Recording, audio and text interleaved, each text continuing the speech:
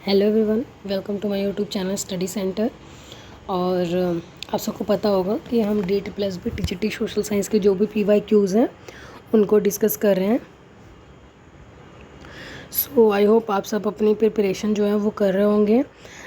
और बहुत सारे मैंने कमेंट्स देखे कि आप लोग पूछ रहे हैं कि कैसे आप पेपर 2 के लिए प्रिपेयर करें। तो अगर आपका कॉन्सेप्ट क्लियर नहीं है तो सबसे पहले आप NCERT जो 6 to 10th है उसको पढ़ें, और विद इन अ मंथ जो भी चारों बुक हैं कोशिश करें कि आप उसे कंप्लीट कर लें, क्योंकि ऑब्वियस सी बात है अभी हमारे पास इतना टाइम नहीं है। और DT+B ने एग्ज़ाम लेने स्टार्ट कर दिए हैं। आपको पता होगा नोटिफिकेशन आया था, बहुत सारे एग्ज़ाम्स उन्होंने कंडक्ट करा लिए हैं। और विद इन अ मंथ कोई भी नोटिफिकेशन आ जाएगी तो फिर आपको टाइम नहीं मिलेगा प्रिपरेशन करने के लिए। और ये वैकेंसी वैसे आप देख सकते हैं लास्ट 2021 में कंडक्ट हुई थी, अब 25 में हो रही है। और अगर मतलब कि अगर आप देख सकते हैं दोनों के बीच का गैप कितना है, एटलीस्ट 4 ईयर्स का गैप है। तो जितना हो सके आप एग्ज़ाम क्लियर करके जो जॉब है उसे ले लें, नहीं तो फिर नेक्स्ट पता नहीं 3 साल बाद 4 साल बाद कब आपकी ये वैकेंसी कंडक्ट हो, कब आपके एग्ज़ाम्स हों। और वैकेंसी भी बहुत ही कम आती है। तो आई रिक्वेस्ट कि आप कॉन्टीन्यूसली इसकी प्रिपरेशन करते रहें। और इसको प्रिपेयर करने के लिए सबसे बेस्ट ऑप्शन यही है कि आप क्या कहते हैं NCERT को करें, ताकि आपके कॉन्सेप्ट्स क्लियर हो जाएं। देन आप जितना हो सके PYQs करें। अगर आपके पास ऑप्शंस नहीं है PYQs के तो आप ये जो मेरी वीडियो है इसको कॉन्टीन्यूटी में देखिए, क्योंकि जो भी क्वेश्चंस पूछे गए हैं अभी मैं 2021 के डिस्कस कर रही हूँ, देन मैं 2018 पे भी जाऊँगी पेपर को डिस्कस करने के लिए। तो आप कॉन्टिन्यूटी में इस वीडियो को ज़रूर देखें। अगर आपने मेरी प्रीवियस वीडियोस को नहीं देखा है तो आप सबको पता है मैं डिस्क्रिप्शन में पूरी प्लेलिस्ट की लिंक शेयर करती जा रही हूँ, और हर एक क्वेश्चन में मैं 20 क्वेश्चंस डिस्कस कर रही हूँ। तो जो मेरी वीडियो है वो हार्डली 20 to 25 मिनट्स की है, जिसे आप 1.5 की स्पीड से भी देखेंगे तो मोस्टली 15-16 मिनट्स में आप एक वीडियो को कवर कर लेंगे। तो फर्स्ट रन में जब आप वीडियोस को देखें तो मतलब कि थोड़ा ध्यान से देखें, और एक नोटबुक और एक पेन अपने पास रखें, सो दैट कि आप क्या कर सकें, एक नोट्स प्रिपेयर कर सकें। अपने हैंड रिटन नोट्स क्या होते हैं, बहुत ही ज़्यादा इंपॉर्टेंट होते हैं। तो फिर उसके बाद क्या कहते हैं, जब अगर आप नेक्स्ट टाइम देखें तो नोट्स खोल के रखें, वीडियो को जो स्पीड है वो थोड़ी सी बढ़ा लें और जस्ट उसे सुने। तो इससे क्या होगा, पेपर 2 जो हो जाएगा वो काफ़ी स्ट्रॉन्ग हो जाएगा। आई रिपीट, आपको क्या करना है, सबसे पहले NCERT को करना है। अगर आपने नहीं किया है तो NCERT कंप्लीट करिए, फिर उसके बाद PYQs ही करिए, क्योंकि आपने देखा होगा कि अगर मेरी प्रीवियस वीडियोस को देखा होगा तो आपको पता चल गया होगा कि DT+B क्वेश्चंस रिपीट करें, और साथ के साथ मैं आपको क्या कर रही हूँ, एक्सप्लेनेशन प्रोवाइड कर रही हूँ। तो नेक्स्ट क्वेश्चन या तो एक्सप्लेनेशन से आ जाएगा, या क्वेश्चन को ये लैंग्वेज चेंज कर दी जाती है कि कई बार आपसे डेट पूछ लेगा और नाम मतलब बताना होगा आपको। तो ये मतलब ये कहते हैं आपको पता है कि आपका सिलेबस उतना ही है, घूम फिर के क्वेश्चंस वहीं से आने वाले हैं हर एक पेपर में। तो आप पेपर को ऐसे प्रिपेयर करेंगे तो ईज़िली क्या कर सकते हैं, आप इसको क्रैक कर सकते हैं। तो लास्ट वीडियो में मैंने क्वेश्चन नंबर 40 तक डिस्कस कर रखा है, तो आज मैं क्वेश्चन नंबर 41 to 6 डिस्कस करूँगी। तो चलिए स्टार्ट करते हैं आज की सीरीज़ को। आज का हमारा फर्स्ट क्वेश्चन है, that is which of the following biodiversity hotspot is not found in India, यानी निम्नलिखित में से कौन सा जैव विविधता हॉटस्पॉट भारत में नहीं पाया जाता है। ऑप्शन हमारे पास Indo Burma, Western Ghats, Deccan plateau and Himalaya. So obviously बात है, आप सबको पता होगा ये तीनों क्या होते हैं, हमारे इंडिया में पाए जाते हैं। तो देखते हैं हम अपने राइट आंसर को। सो हमारा राइट आंसर क्या हो जाएगा, ऑप्शन नंबर C हमारा क्या हो जाएगा right answer, that is Bharat में दक्कन के पठारों को जैव विविधता हॉटस्पॉट के क्षेत्रों के अंतर्गत सम्मिलित नहीं किया जाता है। भारत में हॉटस्पॉट हिमालय, इंडो बर्मा, पश्चिमी घाट और श्रीलंका, सुंडालैंड जैव विविधता की दृष्टि से भारत का महत्वपूर्ण स्थान है। यहाँ विश्व की 8% से अधिक जैव विविधता यानी बायोडाइवर्सिटीज़ पाई जाती हैं। नेक्स्ट क्वेश्चन देखते हैं, क्वेश्चन नंबर 42।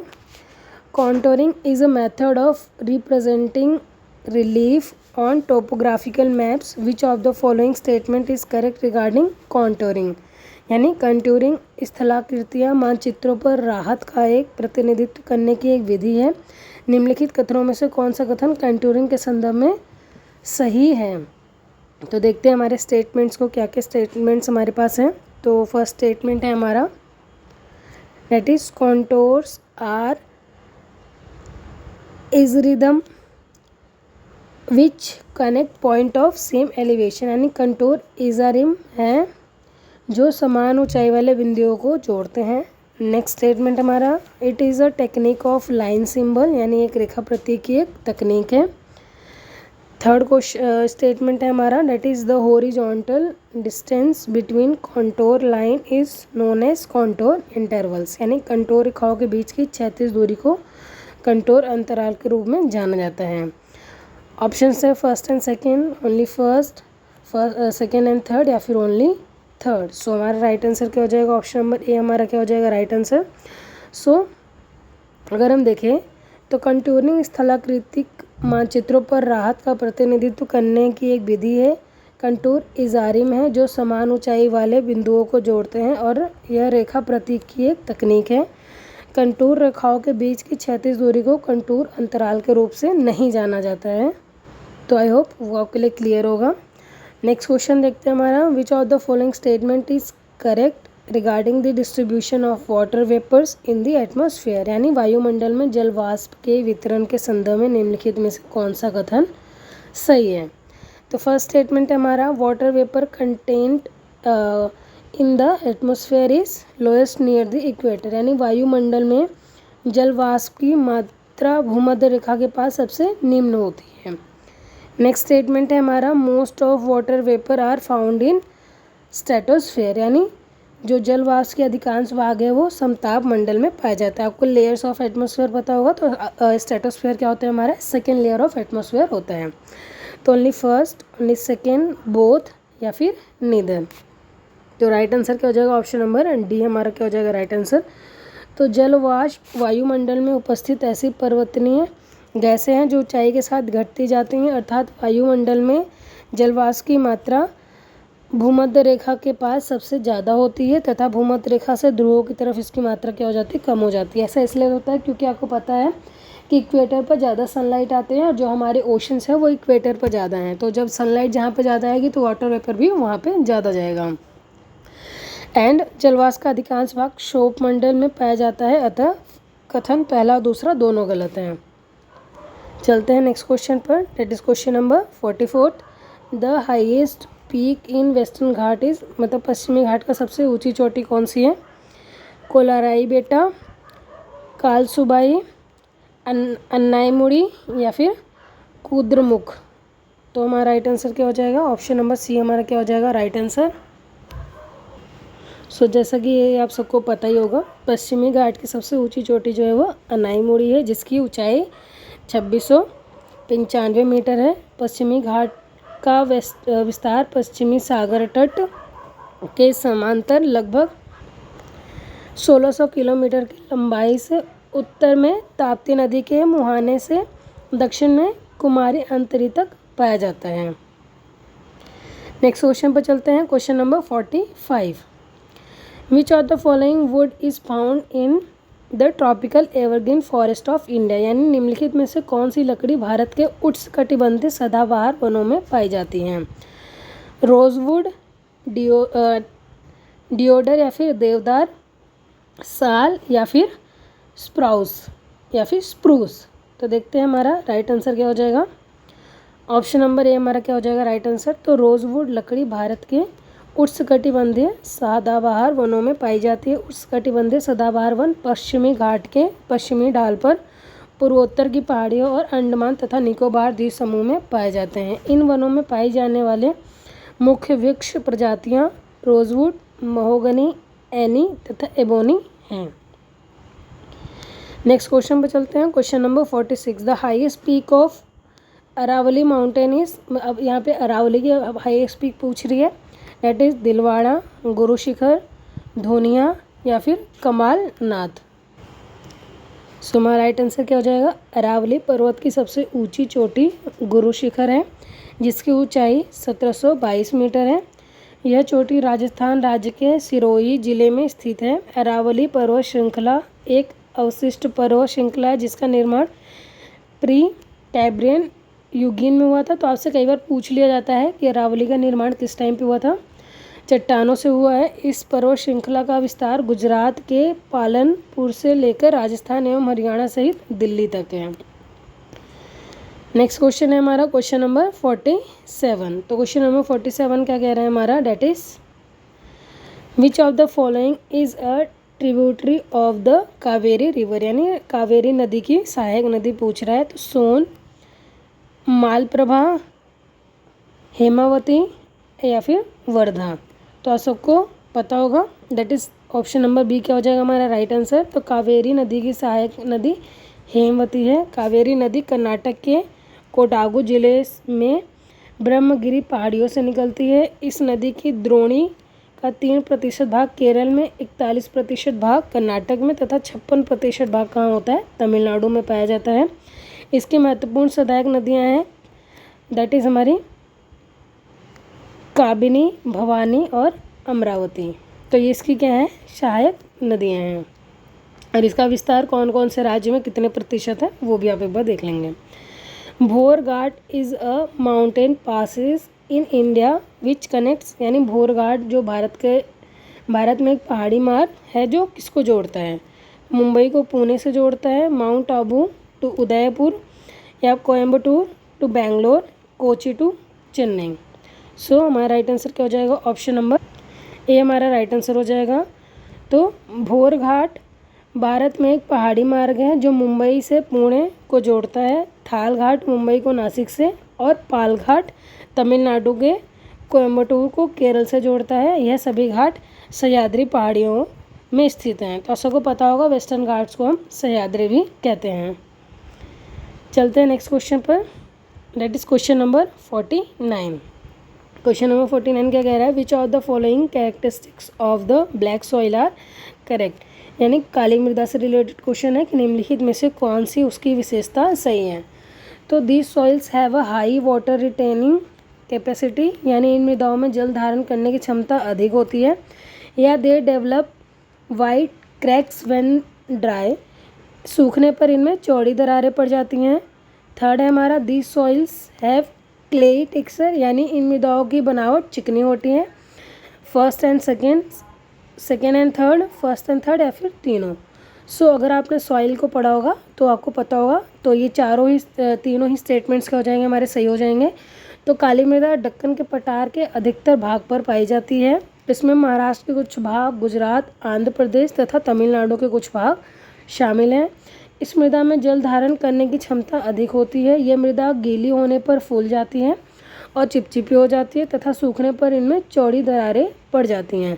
परिणाम स्वरूप ऐसा प्रतीत होता है कि स्वतः जुती हुई हो। इन मृदाओं की बनावट चिकनी होती है और इन्हें रेगर या फिर काली कपासी मिट्टी भी कहते हैं। और रासायनिक दृष्टि से इस मिट्टी में चूना, लौह, मैग्नीशियम तथा एल्यूमिनियम की अधिकता होती है तथा फास्फोरस, नाइट्रोजन एवं जैव पदार्थों की कमी होती है। Question number 50, which stage of demographic transition represent low birth rate and death rate and slow population growth, यानी जनांकीय संक्रमण का कौन सा चरण निम्न जन्म और मृत्यु दर और अधिक धीमी जनसंख्या वृद्धि का निरूपण करता है। स्टेज 1, स्टेज 5, स्टेज 2 और स्टेज 4। सो हमारा राइट आंसर क्या हो जाएगा, ऑप्शन नंबर डी, यानी स्टेज 4 हमारा क्या हो जाएगा राइट आंसर। तो जनांकीय संक्रमण सिद्धांत के 4 चरण निम्न और निम्न मृत्यु दर, धीमी जनसंख्या वृद्धि का निरूपण करता है। जनांकीय संक्रमण सिद्धांत 1929 में थॉमसन तथा 1945 में नोटेस्टीन महोदय द्वारा प्रतिपादित किया गया था। इन्होंने इसे 3 चरण में विभाजित किया है तथा सीपी ब्लैकर व कॉलिन क्लॉक महोदय ने इसे 5 चरणों में विभक्त किया है। Next question number 51, which of the following is the second most important metallurgical industry of India. निम्नलिखित में से कौन सा भारत का दूसरा सबसे बड़ा महत्वपूर्ण धातुकर्म उद्योग है। लेड, सीसा, एल्यूमिनियम, कॉपर यानी तांबा, जिंक, जस्ता। सो ऑप्शन नंबर बी क्या है हमारा राइट आंसर। तो भारत में एल्यूमिनियम प्रगलन का दूसरा सर्वाधिक महत्वपूर्ण धातु शोधन उद्योग है। यह हल्का, जंग अवरोधी, ऊष्मा का सुचालक लचीला तथा अन्य धातुओं के मिश्रण से अधिक कठोर बनाया जाता है। देश में एल्यूमीनियम प्रग्रहण संयंत्र ओडिशा, पश्चिम बंगाल, केरला, उत्तर प्रदेश, छत्तीसगढ़, महाराष्ट्र व तमिलनाडु राज्यों में स्थित है।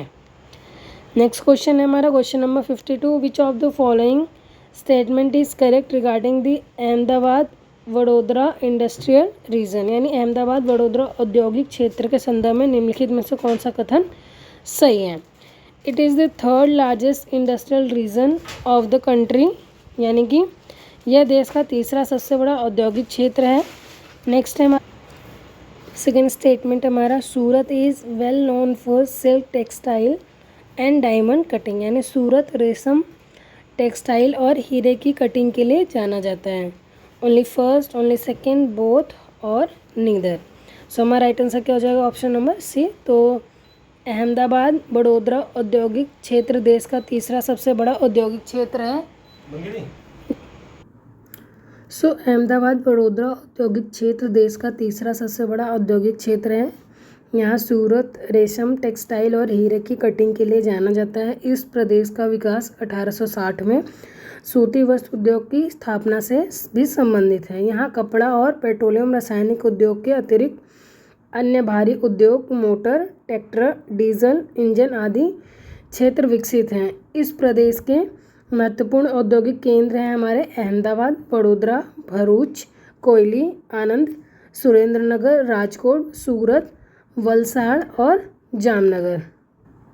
नेक्स्ट क्वेश्चन है हमारा क्वेश्चन नंबर 53। द झूम cultivation method is associated with which part of India, यानी झूम खेती विधि भारत के किस हिस्से के साथ जुड़ी हुई है। साउथ ईस्टर्न पार्ट से, यानी दक्षिण पूर्व, नॉर्थ ईस्टर्न पार्ट यानी उत्तर पूर्व, नॉर्थ वेस्टर्न उत्तर पश्चिमी, या फिर साउथ वेस्टर्न यानी दक्षिण पश्चिमी। तो हमारा राइट आंसर क्या हो जाएगा, ऑप्शन नंबर बी हमारा राइट आंसर हो जाएगा।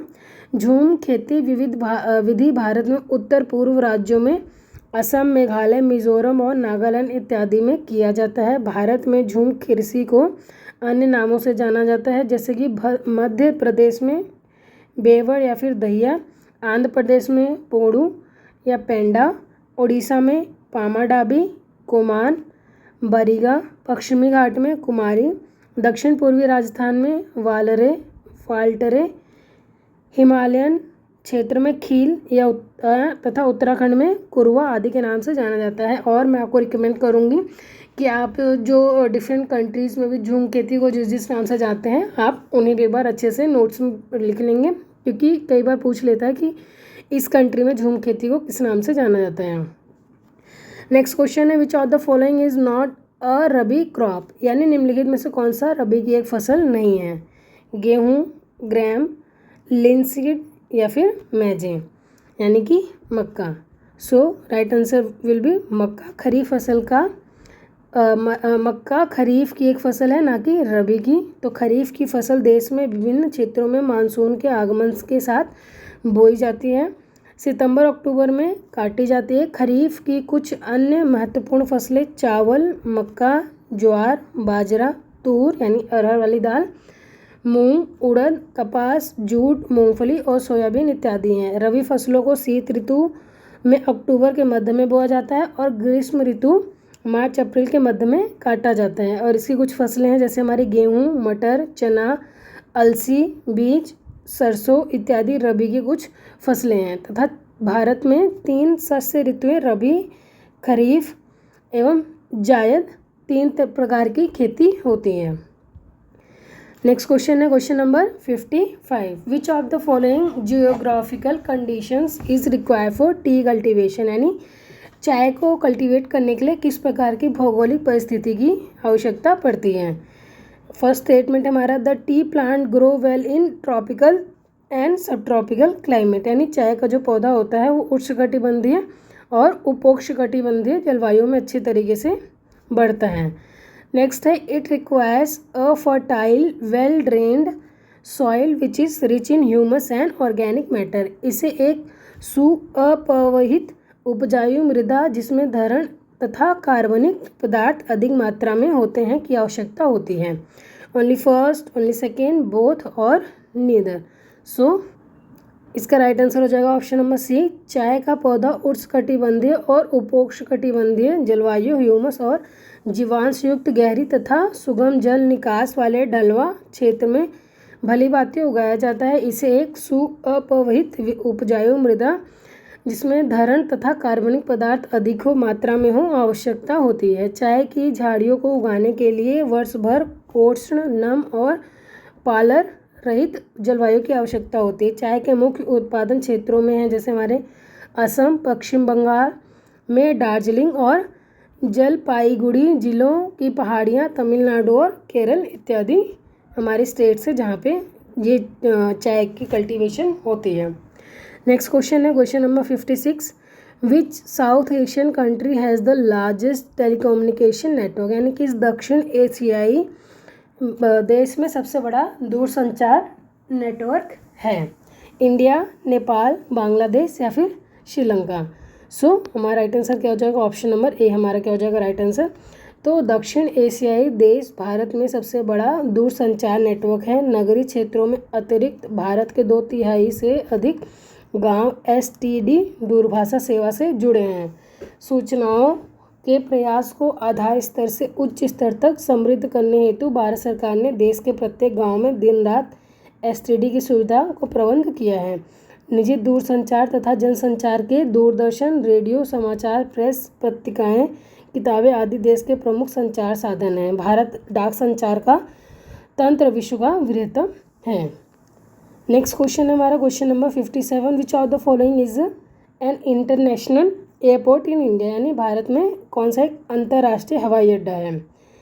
कोझिकोड एयरपोर्ट जो कालीकट में है, सरदार वल्लभ भाई पटेल एयरपोर्ट जो अहमदाबाद में है, only first, only second, both या फिर नीदर। तो दोनों ही जो हमारे एरोप्लेन हवाई अड्डे हैं दोनों ही क्या हैं, इंटरनेशनल है। तो कोझिकोड हवाई अड्डा कालीकट तथा सरदार वल्लभ भाई पटेल हवाई अड्डा अहमदनगर भारत के प्रमुख अंतर्राष्ट्रीय हवाई अड्डे हैं। अन्य महत्वपूर्ण अंतर्राष्ट्रीय हवाई अड्डे इंदिरा गांधी अंतर्राष्ट्रीय हवाई अड्डा, नेताजी सुभाष चंद्र बोस अंतर्राष्ट्रीय हवाई अड्डा, छत्रपति शिवाजी महाराज हवाई अड्डा। ये अंतर्राष्ट्रीय हवाई अड्डे वो होते हैं जो अदर कंट्रीज़ में भी ट्रैवल करते हैं। और कुछ होते हैं डोमेस्टिक जो इंडिया के अंदर ही टेरिटरीज़ में ट्रैवल करते हैं, जैसे कि आप बोल सकते हैं इंटर स्टेट में ट्रैवल करते हैं। विच of the following countries was not affected by Sumatra tsunami of 2004। तो निम्नलिखित में से कौन सा देश 2004 की सुमात्रा सुनामी से प्रभावित नहीं हुआ था। श्रीलंका, थाईलैंड, इंडिया या फिर अफगानिस्तान। सो राइट आंसर क्या हो जाएगा हमारा ऑप्शन नंबर डी।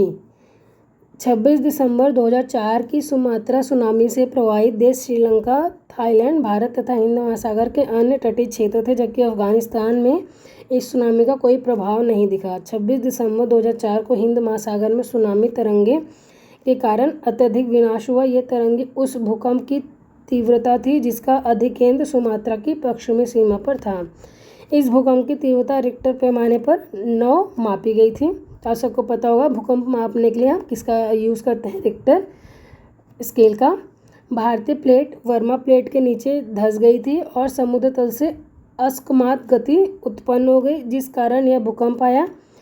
भारतीय सीमा का दक्षिणतम बिंदु इंदिरा पॉइंट जो अंडमान निकोबार द्वीप में है स्थित है, पूरी तरह डूब गया। इस सुनामी में लगभग 10,000 से अधिक लोगों की मृत्यु हुई थी। तो आप देख सकते हैं कितनी इंपॉर्टेंट कि भारतीय प्लेट जो है वो बर्मा प्लेट के नीचे धंस गई थी। इस वजह से क्या हुआ था, ये भूकंप आया था, या फिर हम बोल सकते हैं सुनामी जिसकी वजह से आया। और उसके बाद क्या हुआ था कि जो हमारा सदर्न मोस्ट पॉइंट था दैट इज़ इंडिया पॉइंट, वो इसी की वजह से क्या हुआ था, सबमर्ज हो गया था under the ocean. Next question है हमारा question number 59, which of the following is a man induced disaster, यानी कि मानव प्रेरित आपदा कौन सी है। न्यूक्लियर वॉर्स या एसिलरेट सॉइल इरोजन। तो only first, only second, both या फिर नीदर। तो दोनों ही जो हैं वो मानव निर्मित आपदाएं हैं। तो मानव प्रेरित आपदा में परमाणु युद्ध व त्वरित मृदा अपरदन को सम्मिलित किया जाता है। मानव निर्मित आपदा में भोपाल गैस ट्रेजेडी, चेरनोबिल नाभिकीय आपदा, युद्ध, CFC क्लोरोफ्लोरोकार्बन गैसें वायुमंडल में छोड़ना तथा ग्रीन हाउस गैसें ध्वनि, वायु, जल तथा मिट्टी संबंधी पर्यावरणीय प्रदूषण आदि आपदाएं इसके उदाहरण हैं। कुछ मानवीय गतिविधियां परोक्ष रूप से आपदाओं को बढ़ावा देती हैं, जैसे वनों की कटाई की वजह से भूस्खलन और बाढ़, भंगुर जमीन पर निर्माण कार्य और अवैज्ञानिक भूमि उपयोग इत्यादि। ये क्या हैं? सारे मैन मेड डिजास्टर्स हैं। नेक्स्ट क्वेश्चन है हमारा question number 16। According to common connotation disaster risk is defined as, सामान्य अर्थ के अनुसार आपदा जोखिम को के रूप में परिभाषित किया जाता है। तो कॉन्सिक्वेंसेस ऑफ हजार्ड वल्नरेबिलिटी यानी जोखिम के परिणाम को भेद्यता, हजार्ड वल्नरेबिलिटी जोखिम भेद्यता, प्रोबेबिलिटी ऑफ अकरेंस वल्नरेबिलिटी यानी घटना की प्रायिकता भेद्यता, हजार्ड प्रोबेबिलिटी ऑफ अकरेंस यानी जोखिम घटना की प्रायिकता। तो हमारा राइट आंसर क्या है? ऑप्शन नंबर बी हमारा क्या है राइट आंसर। तो सामान्य अर्थ के अनुसार आपदा जोखिम को जोखिम भेद्यता के रूप से परिभाषित किया जाता है। तो आज के जो 20 क्वेश्चंस थे वो हमने डिस्कस कर लिए। आई होप इसमें बहुत सारे क्वेश्चंस ऐसे होंगे जिनका आंसर आप सबको पता होगा, क्योंकि अगर आप लोग पहले से प्रिपरेशन कर रहे हैं तो इसमें से आपको क्वेश्चंस के आंसर्स काफ़ी पता होंगे और ये क्या हो जाएगा? एज अ रिवीजन हो जाएगा आपके लिए। बाकी अगर आप फर्स्ट टाइम क्या कहते हैं जैसे PYQs देख रहे हैं तो आप इनको क्या करेंगे? नोट्स ज़रूर प्रिपेयर करेंगे, ताकि क्या कर सके जो क्वेश्चंस हैं वो आपके माइंड में अच्छे से स्टोर हो जाएं, ताकि आप इन्हें भूलें ना। आपको पता है सेल्फ मेड नोट्स बहुत ही इंपॉर्टेंट होते हैं, इससे आपके क्या होता है? रिवीजन काफ़ी अच्छी होती है। तो नेक्स्ट वीडियो में हम नेक्स्ट जो क्वेश्चंस हैं उनको डिस्कस करेंगे। तो मिलते हैं नेक्स्ट वीडियो में नेक्स्ट 20 क्वेश्चंस के साथ।